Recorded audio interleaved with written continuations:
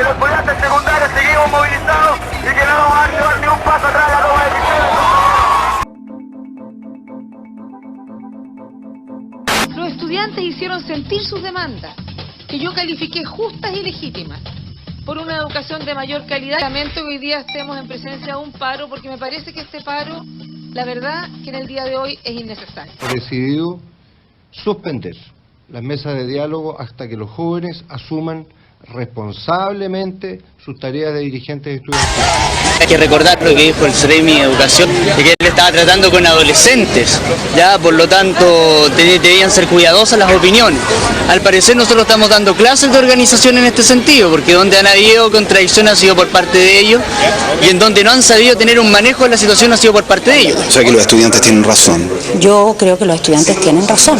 Desde Arica va llegando y los que somos profesores sabemos que es cierto. Tienen la idea clara.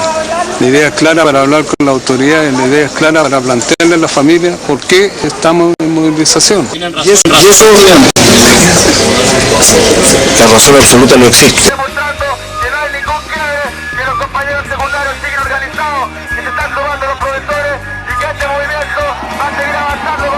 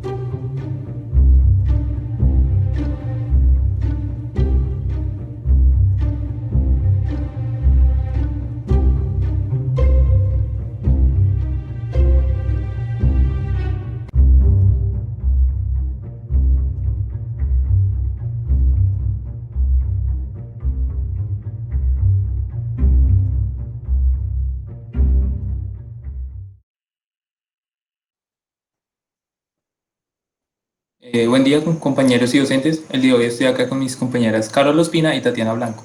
Venimos a exponerle una marcha que sucedió en Chile en el 2006, más conocida como la Marcha de los Pingüinos.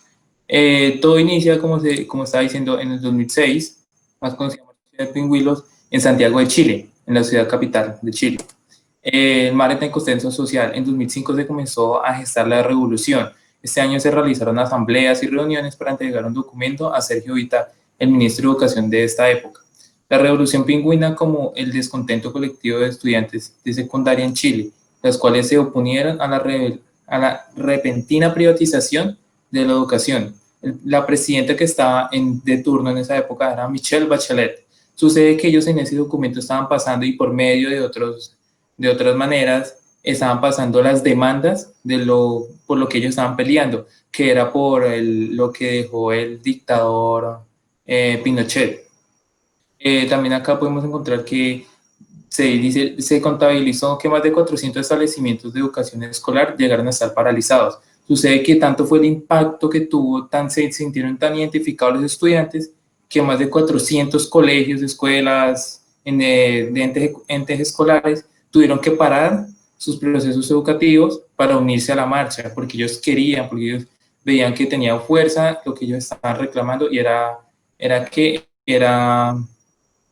lógico. Al inicio de las movilizaciones se calcula que participaron aproximadamente 10.000 estudiantes. Esto fue al inicio, con lo que ellos iniciaron, y esto terminó con más de 1 millón de personas, y no solo estudiantes.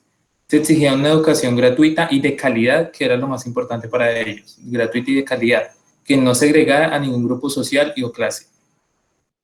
Y es que para poder entender la gran cohesión que tuvo la Revolución Pingüina, hay que explicar la organización que tuvieron los estudiantes de secundaria.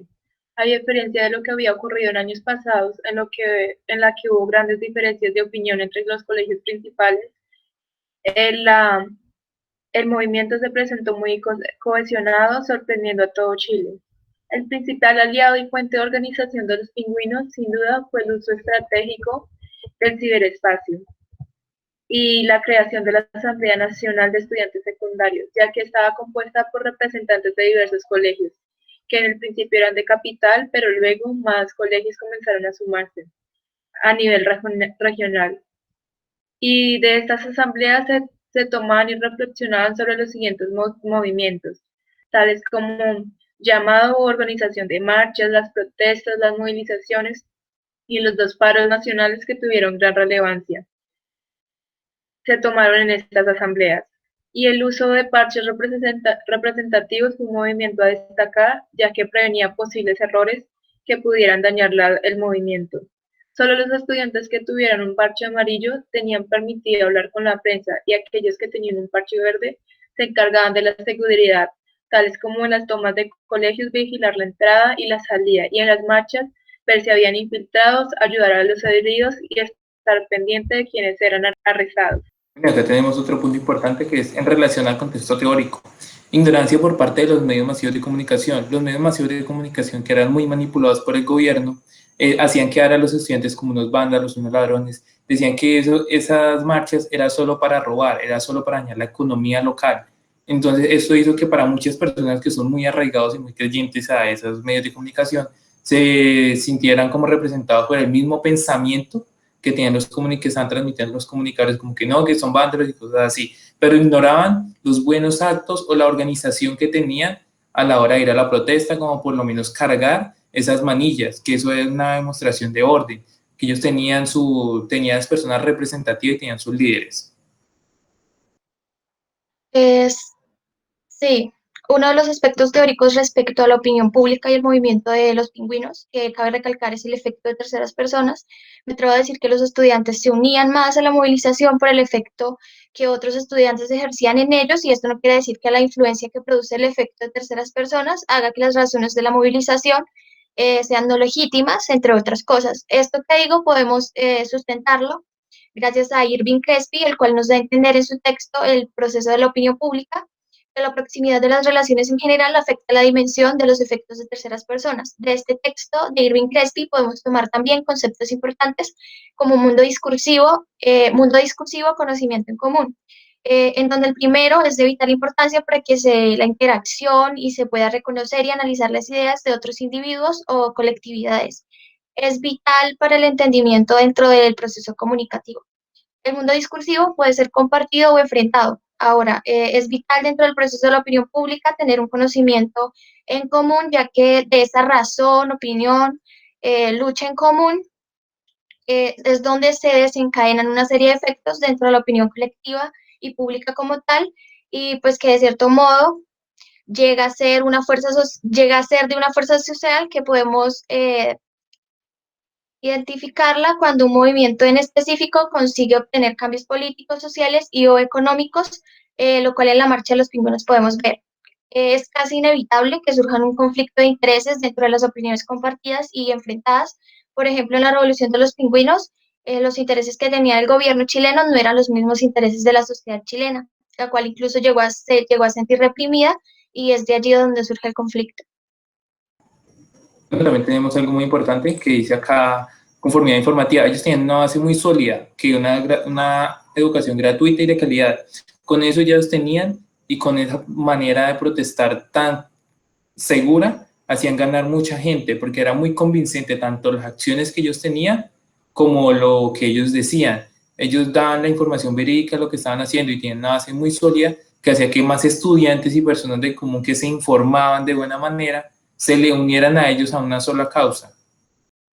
En uno de los artículos, investigados, para ser más precisa, en el artículo del movimiento estudiantil chileno y el uso de la web social, nuevos repertorios de acción e interacción comunicativa de Camila Cárdenas Neira, se nos habla de cómo el ciberespacio ha creado nuevos espacios de interacción y nuevos repertorios de acción dentro de un movimiento, o más generalmente dentro de la opinión pública, de cómo el movimiento pingüino utilizó las nuevas herramientas del ciberespacio y cómo aún los movimientos creados e inspirados por la Marcha de los Pingüinos hacen uso de estos espacios y de otros que han ido surgiendo con la evolución del ciberespacio actualmente.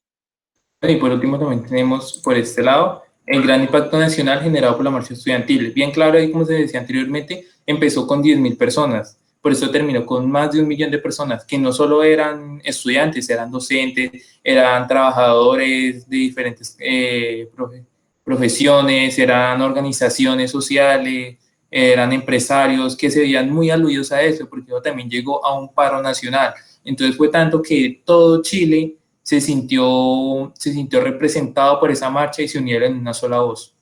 Para el movimiento pingüino fue muy importante los líderes de opinión, y una característica importante de los dirigentes estudiantiles fue el amplio abanico de tendencias políticas presentes, como veremos a continuación, eran opuestas.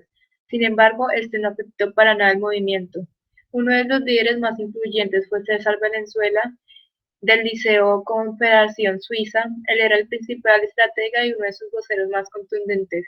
Era militante socialista y fue de vital importancia para la organización, ya que era muy disciplinado y con gran diversidad de ideas que le dieron fuerza al movimiento.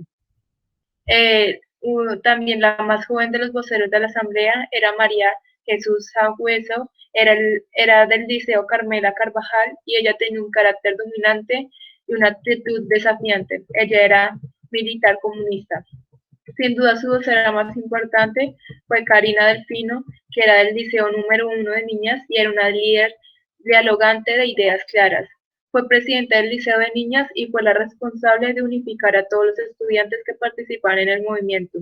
Y por último, pero no menos importante, Germán Westhoff, que era del Instituto Nacional y coordinador de los estudiantes. Por su parte, él defendía el carácter gremialista del movimiento escolar y fue el responsable de cambiar las manifestaciones callejeras por un estilo pacífico de tomas con jornadas de reflexión, y era de la UDI premilitar. Aquí tenemos algo muy importante, el por qué el nombre, la marcha de los pingüinos. Los estudiantes tenían un uniforme que se asemejaba a un pingüino, camisa blanca, vestón o yumpes azul oscuro casi negra. De allí el característico nombre del movimiento Revolución y o Marcha de los Pingüinos. Entonces ellos también se aludían en cuanto a la película La Marcha de los Pingüinos, que si uno la busca, ahí mismo la encuentra. Eso de que ese era el uniforme representativo de ellos. Eso hicieron una aclaración en frente a los medios que decían: toda persona que no tenga el uniforme no pertenecía a la marcha, o toda persona que tapara la cara, que estuviera encapuchado, tampoco pertenecía a la marcha. Ellos querían dejar muy claro que ellos querían hacer una protesta muy pacífica. Como ya habíamos dicho anteriormente, el uso del ciberespacio fue de vital importancia, ya que las asambleas que convocaban los estudiantes se organizaban por medio de emails, blogs y fotoblogs, donde había un líder por cada colegio que ayudaba a armonizar las tomas de decisiones. Gracias a la toma de colegios, los estudiantes pudieron tener acceso a las salas de informática, que tenía computadores e internet de forma gratuita, donde quedaron fotologs, donde discutían y reflexionaban sobre el movimientos ya tomados y los siguientes a tomar, facilitando la comunicación, y donde convocaron los 2 paros y las movilizaciones que se hicieron el resto del año con más facilidad y visibilidad para todo el país, sin depender de los medios de comunicación tradicionales, que en su mayoría desmeritaban el movimiento, transferían la importancia de los temas como mejor les convenía, daban una perspectiva donde era difícil, casi imposible, ver otro punto de vista, que no fuera el que estaban mostrando los medios de comunicación. Gracias a la ayuda del ciberespacio, los estudiantes lograron el apoyo de los trabajadores, universitarios y profesores que se unieron a la lucha como nunca antes se había visto en el país.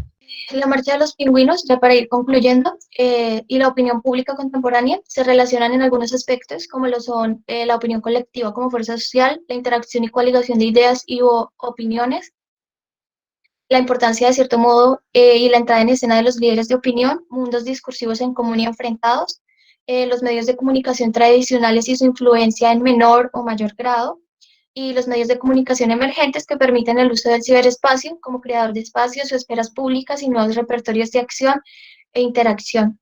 Y por último, pero no menos importante, claro está, la teoría de la agenda setting y la sociedad de la información. La primera, rasgos generales, elige dentro de un amplio repertorio de temas sociales, los más importantes, por así decirlo, lo cual la segunda, la sociedad de la información, transforma de cierto modo, ya que las nuevas tecnologías o el ciberespacio permite que se amplíen los temas de debate, el repertorio aumenta al igual que el número de emisores. Muchas gracias.